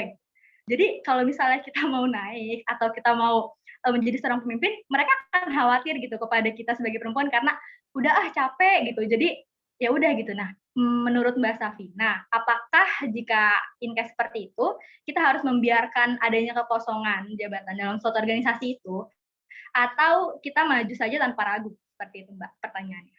Mohon untuk dijawab. Oke, bagus sekali Kak Safira ya. Tadi pernyataan di awal bahwa penjelasan terkait kondisi di teknik itu sendiri, karena memang yang saya ketahui untuk perempuan di teknik itu belum menjadi hal yang umum gitu, karena memang kembali lagi kepada kepada hal yang dibutuhkan itu dalam suatu pekerjaan misalnya ya, karena memang biasanya di dalam teknik itu kan berat-berat gitu ya, jadi maka itulah diutamakan untuk cowok yang ada di sana gitu. Benar juga, mungkin sebagai wanita bisa membantu di perkantorannya gitu. Jadi di urusan administrasinya mungkin. Nah, ya seperti itu pokoknya yang lebih ringan gitu kan. Nah, kemudian pertanyaannya Kak Safira, apa namanya, ketika ada kekosongan jabatan itu bagaimana gitu kan. Nah, jangan sampai ada kekosongan jabatan di sana teman-teman. Kalau ada kekosongan jabatan di sana berarti udah nggak ada lagi nih. Organisasi mau kemana? Arahnya mau kemana? Orang nggak ada yang memimpin. Jadi jangan sampai ya teman-teman ya ketika kita mendirikan sebuah organisasi dengan susah payah kita, terus kemudian di tengah-tengah jalan tiba-tiba tidak ada yang meneruskan. Nah, jangan sampai. Jangan dibiarkan kekosongan itu ada. Jadi dengan berani, jikalau memang dari semua mahasiswa laki-laki, dari semua cowok nggak ada yang menempati di sana, tidak ada yang siap bersedia untuk ada di sana, maka dengan tegar hati juga rendah hati ya, tetap maju. Jadi gak ya Mbak. Iya dong, jangan dibiarkan. Kalau jangan sampailah dibiarkan ya adanya suatu kekosongan di sana. Sayang nanti organisasinya.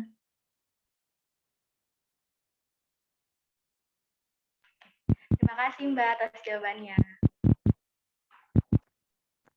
Terima kasih Mbak Tika yang udah bertanya. Rekan-rekan yang lain dipersilahkan.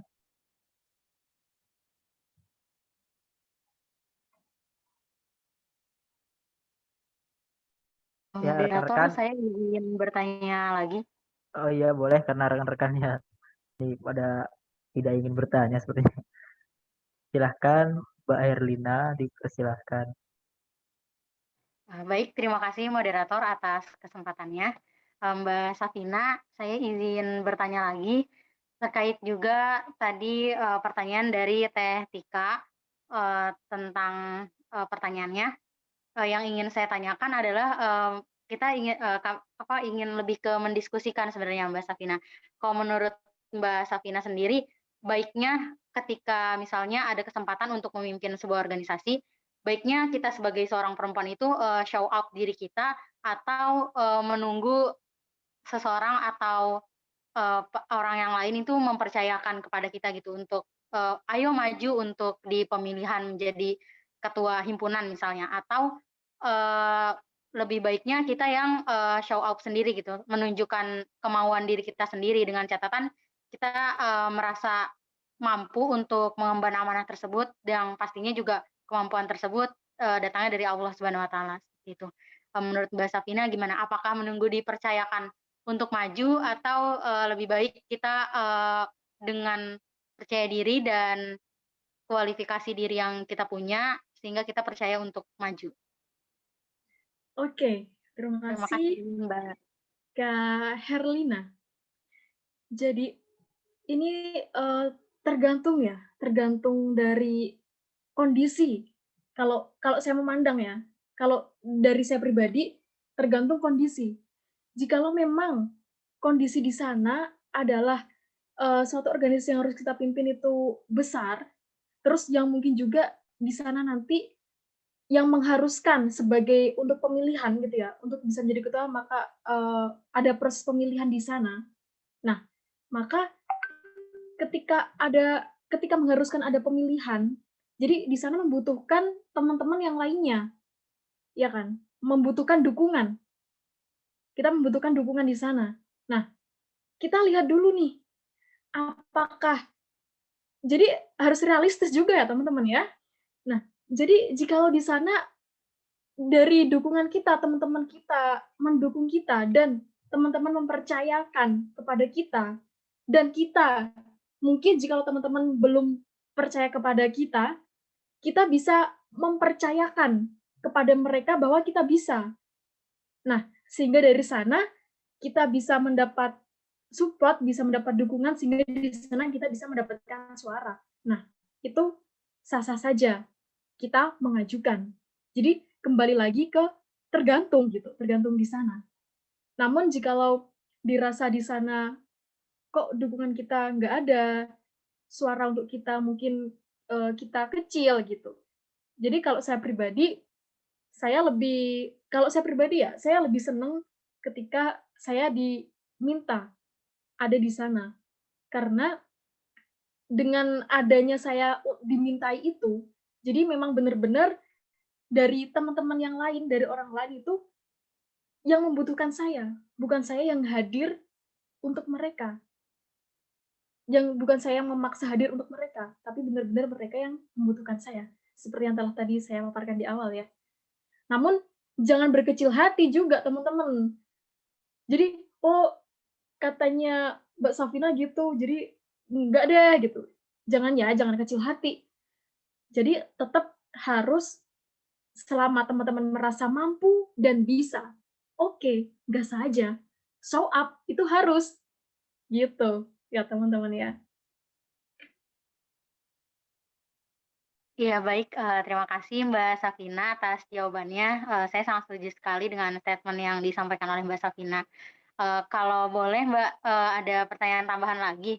Menurut Mbak Safina sendiri, idealnya seorang pemimpin itu seperti apa sih Mbak? Dan apa yang hal-hal yang harus kita pertimbangkan ketika kita hendak menerima amanah yang dipercayakan kepada kita? Pertimbangan apa yang harus kita pikirkan jika kita dimintai untuk mengemban amanah? Dan idealnya seorang pemimpin itu seperti apa sih menurut Mbak Safina? Terima kasih Mbak. Oke, jadi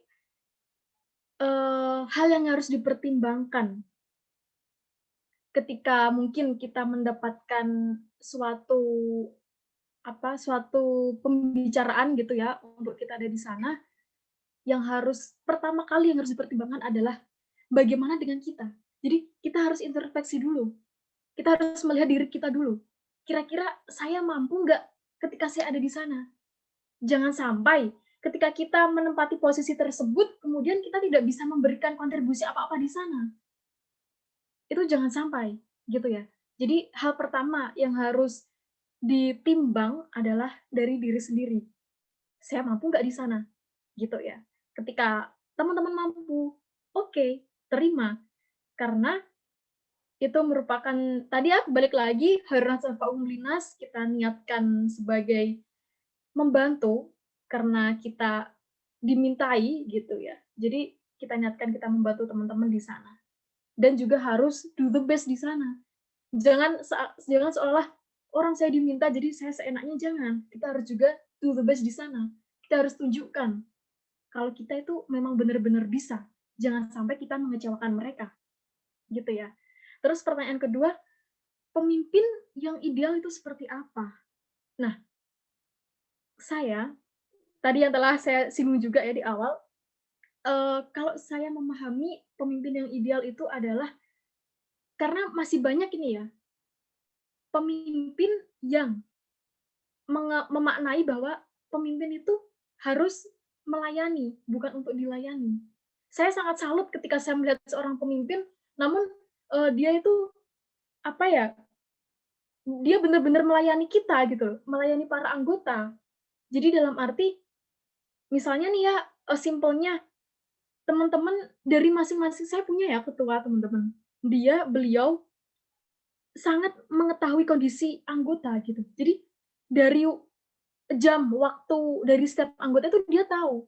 Misalnya dia lagi ada ujian gitu, nah ditanya, ujiannya sampai kapan? Nah, dan ketika pemimpin itu mau memberikan suatu tugas, itu melihat dulu gitu. Jadi dia kira-kira di tanggal tersebut ada waktu apa enggak. Nah, itu. Saya sangat salut dengan pemimpin yang sangat mengetahui kondisi, keadaan anggotanya. Itu yang masih jarang gitu, yang karena kebanyakan ya kamu harus buat ini dan tanggal ini harus jadi gitu-gitu ya. Nah, itu jangan sampai ya. Jadi ketika anggota nggak bisa, maka pemimpin harus bisa mengambil alih mengerjakan hal itu. Jadi memang pemimpin memang harus serba bisa gitu ya. Dipaksa untuk serba bisa, karena memang ketika dari yang lain nggak bisa, maka dia harus bisa gitu. itu yang masih masih belum umum. Itu yang makna itu sih, gitu. Ya Kak Erlina ya, setuju nggak? Setuju, Mbak. Terima kasih, Mbak, atas jawabannya yang sangat luar biasa. Ya, terima kasih Erlina. Untuk teman-teman mungkin karena waktu juga terbatas ya, ada teman-teman bertanya begitu. Ini kesempatan emas begitu ya, karena moderatornya didatangkan langsung dari Rusia begitu. Masa teman-teman diam-diam saja? Tidak ada kesempatan dua kali teman-teman. Ayo yang ingin bertanya. Nah, kalau begitu saya aja Mbak ya yang bertanya. Oke, Mas Bobi. Ya, ya Mbak. Ubi sih terkait ini ya, tertarik dengan Rusia. Maksudnya bukan tertarik kepada ukti-uktinya gitu ya. Tertarik kepada ini Mbak. Ingin gitu. Tadi ke Rusia seperti Mbak Safina begitu ya. Pertanyaan saya itu apa yang harus kita siapkan gitu ya untuk belajar ke Rusia, atau keahlian-keahlian apa yang harus kita persiapkan untuk bekal kita belajar Rusia. Boleh cerita-cerita sedikit Mbak ya begitu. Terus ada titipan pertanyaan juga dari rekan saya, saudari Ihab Sari. Ya, beliau bertanya ini Mbak, bagaimana awal motivasi Mbak Safina untuk belajar ke luar negeri dan bagaimana proses mendapatkan beasiswanya begitu Mbak? Iya, Oke. iya, ada dua pertanyaan. Baik, terima kasih Mas Budi. Ini kita sedikit berbicara dari sisi lain ya. Oke, di luar konteks tema kita. It's okay. Nah, jadi teman-teman, apa yang harus, pertanyaan pertama ya Mas Budi ya, apa yang harus dipersiapkan gitu ya. Nah, apa yang harus dipersiapkan untuk di Rusia itu apa? Jadi, teman-teman ketika mau belajar dimanapun itu, yang dipersiapkan adalah teman-teman yang harus ketahui dulu adalah tujuannya teman-teman. Dalam setiap kita mau menjalankan apapun, itu harus tahu dulu tujuan kita itu apa. Nah, ketika kita sudah mengetahui tujuan kita apa, misalnya nih, tujuan kita belajar, kita melanjutkan pendidikan. Nah, timbul lagi hal baru yang harus dijawab. Kemana saya harus melanjutkan itu? Nah, terus misalnya nih, ke luar negeri gitu ya. Nah, terus timbul lagi pertanyaan baru. Nah, bagaimana saya bisa ke luar negeri? Bagaimana caranya? Nah, ini tadi ya teman-teman kembali lagi ke critical thinking. Terus kemudian, oke, ketika di luar negeri berarti bisa menjadi ada beberapa opsi. Yang pertama, bisa melalui jalur beasiswa, bisa juga bisa mandiri. Gitu ya. Nah, kemudian ketika kita memutuskan saya harus beasiswa, maka ya persiapan kita adalah kita belajar. Kita bagaimana kita bisa untuk menjadi sesosok delegasi dari beasiswa tersebut. Jadi yang diperlukan adalah ketika misalnya teman-teman memilih beasiswa, ya diusahakan ya teman-teman ya harus beasiswa gitulah ya. Nah, itu yang harus dipahami itu yang pertama. Terus yang kedua adalah apa syarat-syaratnya? Yang penting itu ya syarat-syarat dari beasiswa itu apa? Nah, itu yang harus kita penuhi. Nah, ketika dan memenuhi persyaratan itu jangan hanya sekedar memenuhi ya teman-teman ya. Kalau dari pengalaman saya pribadi, memang usahakan dari yang kita kirimkan itu adalah ada nilai plusnya di sana. Jadi tidak hanya sekedar memenuhi aja, tapi ada nilai plusnya dari apa yang kita tuliskan misalnya, dari apa yang kita kerjakan gitu ya. Jadi itu tadi ya, yang perlu dipersiapkan adalah ya itu tadi rangkaian dari itu tadi ya. Bisa dipahami ya Mas Mobi ya dan teman-teman. Nah, terus kemudian pertanyaan kedua, motivasi awal saya bisa memutuskan kuliah di luar negeri. Berarti ini konteksnya cerita ya teman-teman ya. Tapi saya nggak mau kalau saya cerita terus teman-teman ngantuk di sini gitu. Terus teman-teman ini nggak tahu ini ya yang hitam-hitam ini jangan-jangan apa sudah pada bener-bener ngantuk dan udah pada bobok juga nggak tahu ini ya teman-teman. Oke, jadi di sini ketika motivasi awal saya memutuskan untuk kuliah di luar negeri adalah dari sejak saya SMA. Saya pertama SMA adalah kelas 1 SMA. Pikiran saya, ya saya harus melanjutkan kuliah S1. Nah, kemudian yang saya pikirkan adalah dengan cara apa saya bisa melanjutkan ke S1. Memang dari sejak kelas 1 memasuki SMA, saya tidak mau ya teman-teman ya, melanjutkan kuliah dengan SBMPTN, tes gitu, yang seperti itu saya tidak mau. Jadi saya usahakan saya harus bisa melanjutkan di perguruan tinggi, bisa melanjutkan pendidikan dengan SNMPTN. Jadi dari sejak kelas 1 yang saya kejar adalah bagaimana yang saya usahakan ya.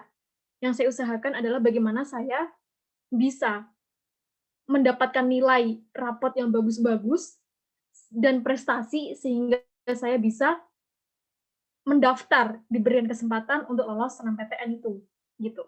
Nah, meskipun teman-teman ya dari kelas 1, kelas 2 sampai pertengahan kelas 3 itu yang saya pegang masih tetap sama. Saya harus masuk perguruan tinggi dengan jalur SNMPTN. Meskipun di selama itu tadi beberapa tahun itu banyak banget gitu dari teman-teman, dari senior, bahkan dari guru gitu juga bilang, kok kamu ngandelin SNMPTN? SNMPTN kan nggak pasti gitu ya. Nah, namun apa salahnya gitu? Saya mengusahakan untuk bisa ya ada di sana gitu. Jadi saya paham gitu untuk saya bisa diterima dalam SNMPTN, maka syarat utamanya adalah nilai saya harus bagus sehingga saya bisa menjadi delegasi, maksudnya bisa terpilih dari 40% satu sekolahan gitu ya. Nah, itu yang saya kejar adalah usaha. Saya usaha untuk mendapatkan nilai yang bagus. Nah, kemudian teman-teman langsung saja ketika di kelas 12, di ujung kelas 12 ya, di sekitaran bulan ya di pertengahan itu, di pertengahan sekitar di bulan Oktober, sekitar di bulan Oktober, saya punya pikiran semakin mendekati SNMPTN ya, saya punya pikiran, oh nggak bisa, saya harus punya plan B, nggak bisa nih, saya cuma ngandelin plan A. Jadi saya mempersiapkan plan B, saya mulai berpikir plan B. Nah, di saat itulah tiba-tiba muncullah Rusia. Jadi senior saya ada sosialisasi beasiswa Permira Goes to School dan kampus yang itu di SMA saya. Jadi pengumumannya adalah siapa yang pengen melanjutkan kuliah di Rusia, maka silakan datang ke aula. Nah, pada awalnya memang saya sama sekali tidak ada keinginan untuk berkuliah di luar negeri, teman-teman. Karena plan saya yang saya tuliskan itu yang saya tuliskan sejak saya SMP ya, itu saya akan berkuliah di luar negeri ketika saya S2. Ketika saya S1, saya di Indonesia di ITB ataupun di UI. Itu harapan yang saya tuliskan ya, mind map yang saya tulis. Saya berkuliah di luar negeri ketika S2. Namun dari situlah saya berpikir, karena saya masih belum punya nih plan B saya apa. Kemudian saya datang di aula gitu. Tidak ada salahnya kan saya datang gitu. Jangankan dari sana saya dapat informasi baru gitu kan. Jadi saya datang. Nah, tentu sudah telat nih, sudah terlambat, sudah setengah jalan. Karena memang pada awalnya memang saya tidak ada niat di sana gitu ya. Jadi ya udah telat gitu, udah terlambat. Namun ternyata benar teman-teman, dari situlah saya dapat informasi bahwa plan B saya harus beasiswa. Oke, kemudian saya mencari beasiswa baik itu di dalam negeri maupun beasiswa di luar negeri. Saya berusaha mencari-cari dan juga saya juga sudah sempat mendaftar di UK yang sudah setengah jalan juga. Kemudian ketika saya di kelas gitu lagi pelajaran, tiba-tiba saya dapat telepon. Saya izin untuk menjawab gitu. Saya ditanyai terkait sertifikat TOEFL ataupun IELTS. Nah, di sini teman-teman, saya belum punya sertifikat TOEFL sama IELTS pada saat itu. Nah, ini juga menjadi sebuah tamparan dari saya gitu. Karena memang pada awalnya saya jauh dari Jawa Tengah ke Jawa Timur, saya memilih di Kediri, di Pare, itu karena memang tujuan saya awalnya saya belajar bahasa Inggris. Nah, ini keluar dari tujuan saya. Ini menjadi pelajaran hidup bagi saya. Jadi, ya kembali lagi teman-teman ya, harus selalu ingat tujuan awal kita itu untuk apa. Jangan sampai kita di luar dari tujuan itu. Jadi di saat akhir inilah, saya benar-benar ya nyesal gitu. Untuk apa selama ini saya di Pare, namun kok saya tidak menjalankan itu gitu. Saya tidak ada target, tidak ada goals dari sana. Padahal goals itu sudah saya planning gitu loh. Kok tiba-tiba saya keluar dari tujuan saya. Oke, itu menjadi tamparan hidup bagi saya. Terus kemudian saya mikir, oke, berarti saya bisa beasiswa yang mana di sana tidak membutuhkan TOEFL ataupun IELTS. Ketika di tengah kedilimaan itulah muncul lagi Rusia, bahwa senior saya mengirimkan bahwa pendaftaran beasiswa Rusia telah dibuka. Nah, di sini ya benar-benar belum ada persiapan sama sekali gitu ya teman-teman ya. Sedangkan konteksnya adalah beasiswa ditutup ketika kuota sudah terpenuhi. Gitu. Nah, juga dalam saya memenuhi persyaratan itu pun tidak mudah gitu karena saya harus harus membagi waktu dengan yang mau ujian nasional gitu ya. Karena Desember juga ada semesteran gitu ya. Juga triot ujian dan sebagainya. Jadi ini memang benar-benar ujian sih pada saat itu. Juga nggak hanya itu. Teman-teman karena memang di beasiswa Rusia sendiri namanya PKR ya, Pusat Kebudayaan Rusia itu salah satu syaratnya adalah sudah mempunyai paspor. Nah, pada saat itu saya belum punya paspor juga, teman-teman. Jadi, saya membuat paspor dan hal-hal yang dipersyaratkan untuk membuat paspor itu saya sudah ada semua, saya sudah memegang semua, sudah dikirimkan semua dari rumah gitu. Nah, kemudian ketika sampai di imigrasi, teman-teman, saya ditolak sama pihak imigrasi, disampaikan bahwa saya ini tuh dikhawatirkan saya ilegal gitu.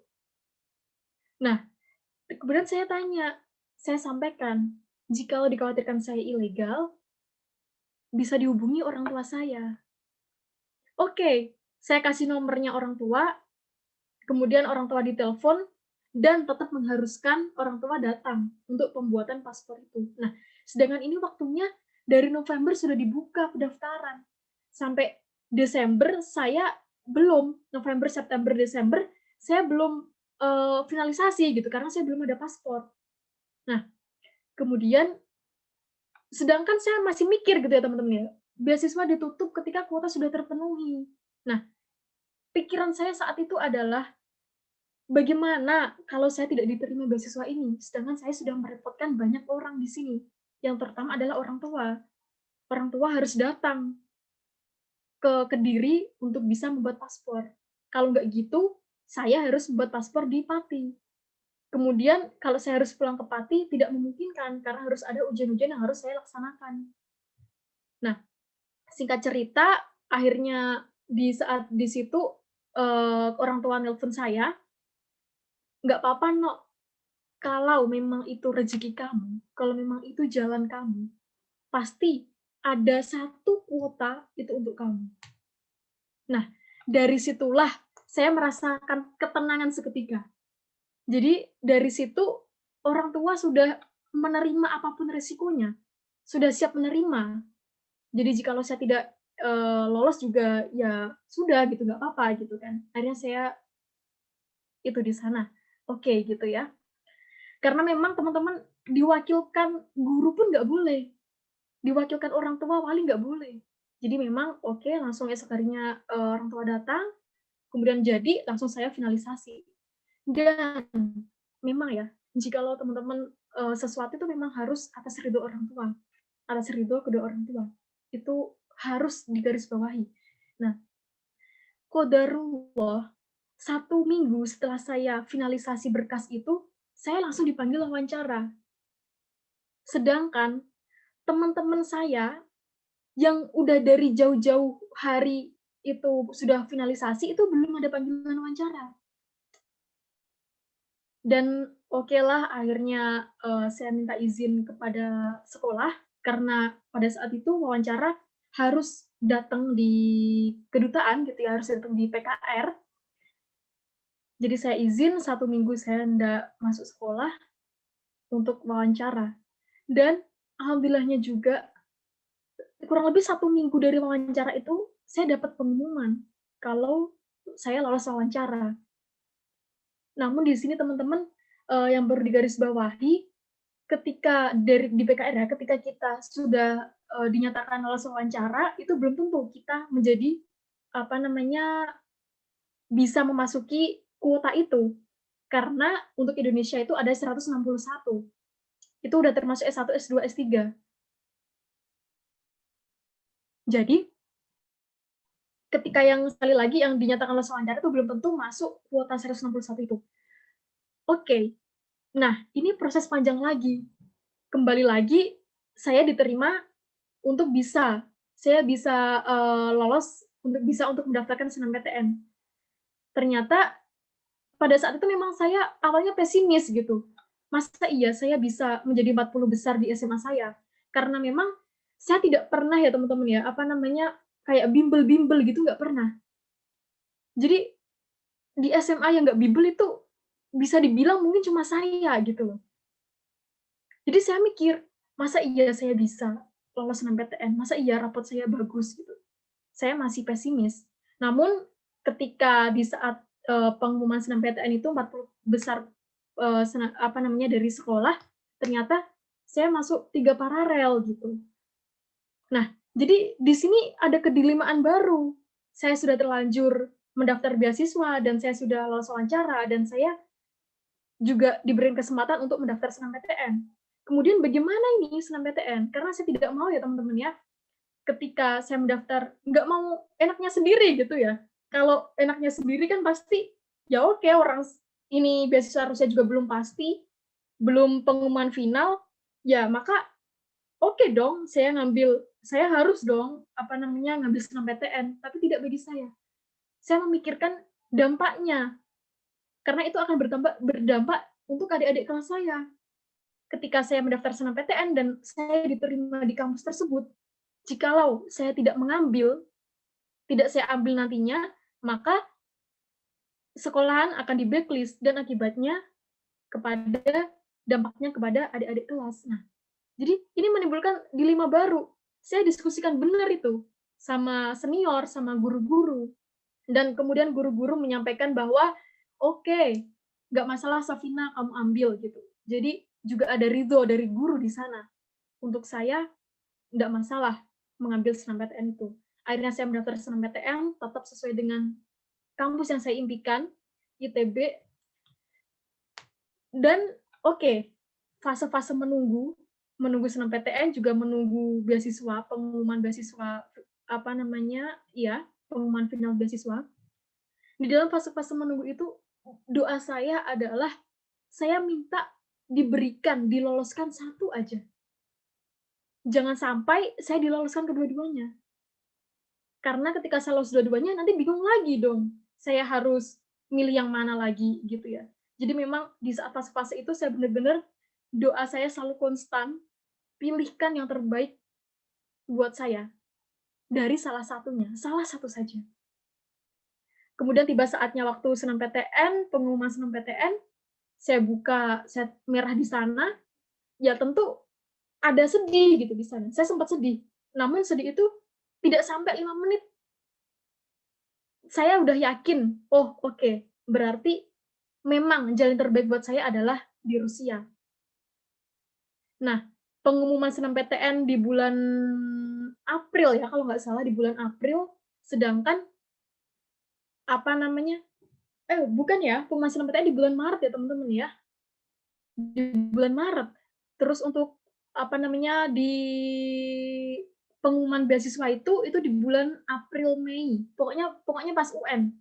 Saya ingat hari ketiga ujian nasional itu saya mendapatkan informasi kelolosan beasiswa itu, gitu. Itu cerita singkat dari saya. Jadi teman-teman yang harus digarisbawahi di sini adalah saya juga apa ya, merasa senangnya adalah jadi teman-teman apa namanya, ada ayat, ini ayat favorit saya ya. Jadi surat An-Najm, seseorang itu akan apa namanya, seseorang dan bahwasanya seseorang itu akan mendapatkan dari apa yang telah diusahakan. Dan balasan itu dan apa namanya,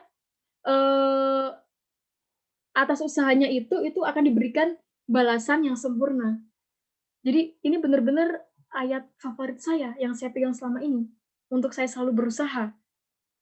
Gitu ya, teman-teman. Mungkin bisa dijadikan pelajaran buat teman-teman ya. Iya, Mbak Safina. Oke, apakah sudah menjawab? Panjang banget ya. Sampai itu Gus Promo udah ngantuk-ngantuk gitu. Sangat menjawab sekali, Mbak. Sangat menginspirasi begitu. Jadi teman-teman harus ya, ayo kita sama-sama raih sebaik mungkin mimpi kita. Terima kasih, Mbak Safina.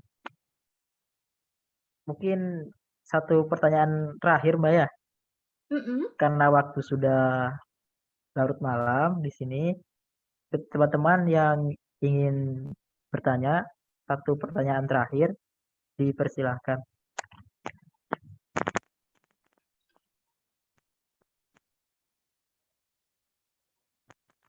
Halo teman-teman.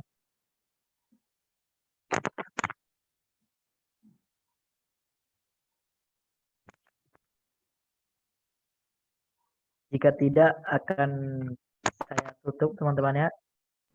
Sekali lagi teman-teman. Sahabat Mubi. Iya Gus. Mbak Safina, sebelumnya terima kasih yang sebesar-besarnya atas waktunya, sangat menginspirasi semua mahasiswa sepertinya, dan mudah-mudahan energi kebaikan ini bisa tertular ya buat mahasiswa semuanya. Jadi kesuksesan keberhasilan Mbak Safina itu bukti bahwa tumpukan amal kebajikannya sangat berlebih gitu.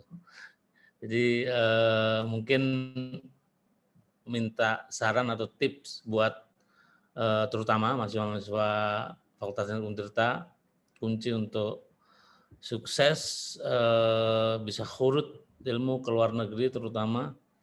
Dan memang harapan saya semua, harapan kita semua bahwa paling enggak nanti ada mahasiswa Fakultas Teknik yang bisa khurut ilmu ke luar negeri, mungkin ke Rusia atau ke Eropa atau kemana gitu. Artinya tips atau kiat-kiat agar para mahasiswa saya di sini itu bisa seperti mengikuti langkah Mbak Safina lah, artinya punya pengalaman organisasi yang luar biasa, jadi pengetahuan dan ilmu yang melampaui dari umurnya ya kalau saya bilang ya.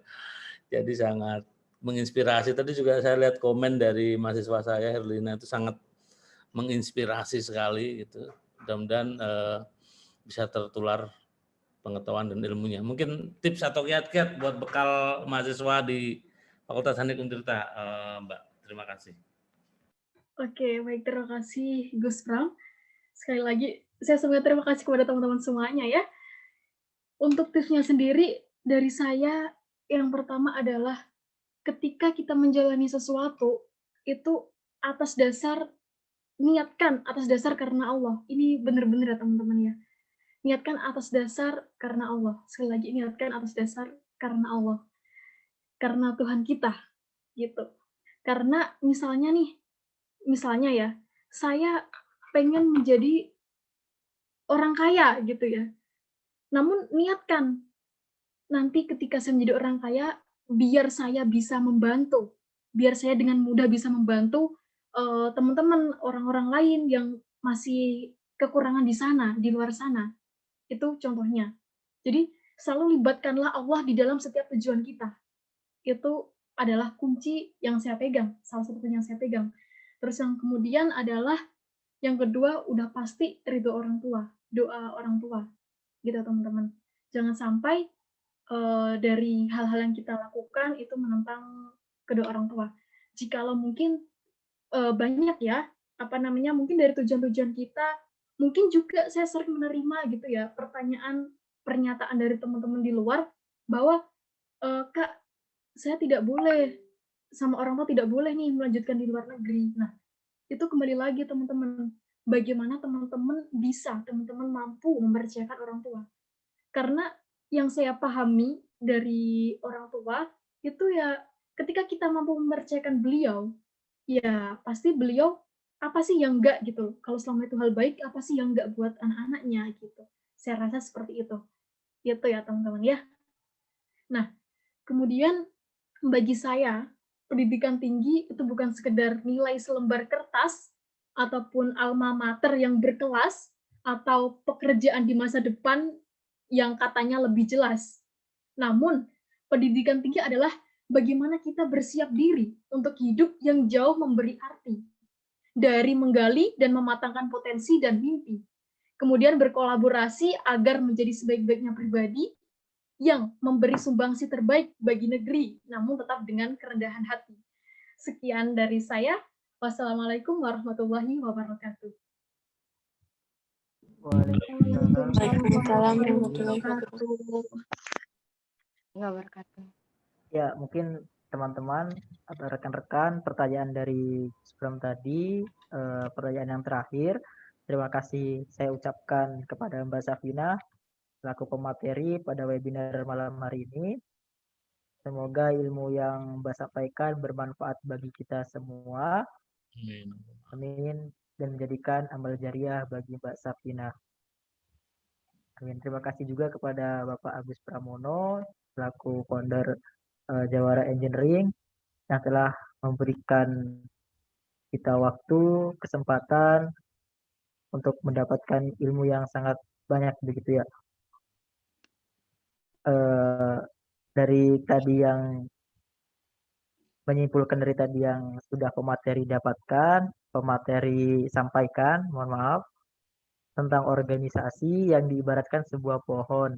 Nah, jika posisimu sebagai batang, maka jadilah batang yang kokoh untuk menopang pohon. Jika posisimu sebagai cabang, maka jadilah cabang yang mampu menggandeng setiap ranting dan daun. Jika posisimu sebagai daun, maka jadilah daun yang rimbun supaya pohon bisa bermanfaat untuk menaungi orang yang kepanasan. Nah, jika posisimu sebagai buah, maka jadilah buah yang manis supaya nama baik pohonmu terjaga. Nah, jika posisimu sebagai bunga, maka jadilah bunga yang merekah, indah supaya pohonmu terhiasi dan dikenal orang. Nah, bahkan jika posisimu sebagai akar yang tak terlihat, maka jadilah akar yang kuat mencengkram ke tanah demi tegaknya seluruh struktur pohon. Nah, mungkin dari saya, moderator, mohon maaf atas segala kekurangan dan kesalahannya. Sebagai penutup, akan ditutup dengan doa ya kepada Gus Pram. Kami mohon untuk memimpin doa agar ilmu yang kita dapatkan pada malam hari ini barokah. Amin. Monggo Bapak. Ya, terima kasih moderator Sobat Mubi.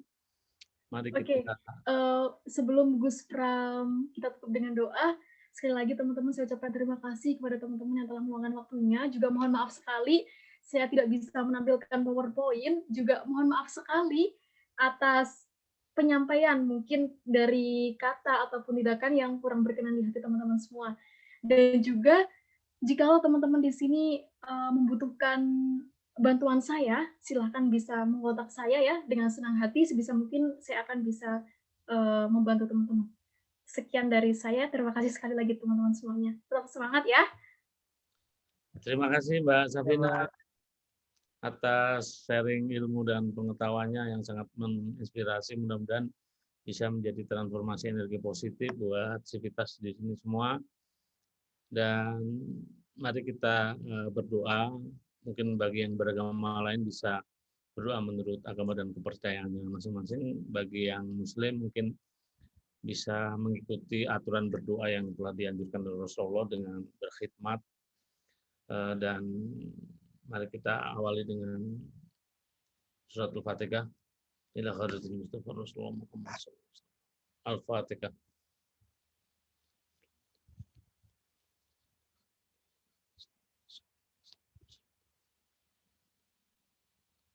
Allahumma minka salamatan fi din wa abdi jasadi wa dadiyatan fi ilmi barakatan fi rizqi wa utubatan qabla al-maut wa rahmatan indal maut wa maghfiratan ba'dal maut rabbana ajmina wa amdalina rabbana atina fid dunya hasanah wa fil akhirati hasanah wa qina adzabannar rabbana ya rabbana zalamna anfusana wa illam taghfir lana wa tarhamna lanakunanna minal khasirin inal qalbi ya hayyu ya qayyum ya badi'us samawati wal ardi ya dzal jalali wal ikram wal izzati la turam.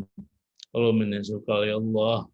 Ya Allah, ya Allah, pada hari ini, malam ini kami semuanya berkumpul untuk mengadakan sharing ilmu antara Sivitas Akademika Fakultas Teknik Untirta dan mahasiswa semuanya. Mudah-mudahan Engkau memberkahi ilmu yang kami terima dan Engkau membalas kebaikan Mbak Safina dalam memberikan ilmunya dan semuanya dimudahkan urusan di dunia dan akhirat. Mudah-mudahan pula apa yang menjadi landasan kami di sini bisa membawakan berkah buat kami semua. Ya Allah, ya Rabb, ampunilah dosa-dosa kami, dosa orang tua kami, dosa guru kami, dan kami bermunajat kepadamu. Mudah-mudahan dengan tolabul ilmi ini, dengan majelis ilmu ini, Engkau dekatkan kami dengan barokahmu. Ini ma'rifat ke arhamar rahimin walhamdulillah. Baik, terima kasih. Saya kembalikan ke moderator untuk ditutup. Iya, Pak. Terima kasih kepada Bapak Agus. Mungkin sebelum saya tutup ya, Pak, mungkin ada sesi foto bersama ya, sebagai kenang-kenangan untuk rekan-rekan agar membuka kameranya. Dimohon untuk membuka kameranya. Ya, nanti kalau 10 tahun lagi atau 15 tahun lagi Mbak Safina menggantikan Bu Sri Mulyani kan minimal kita punya dokumentasinya kan. Iya. Ya kan?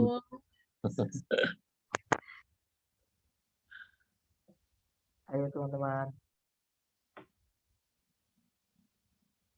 Ya.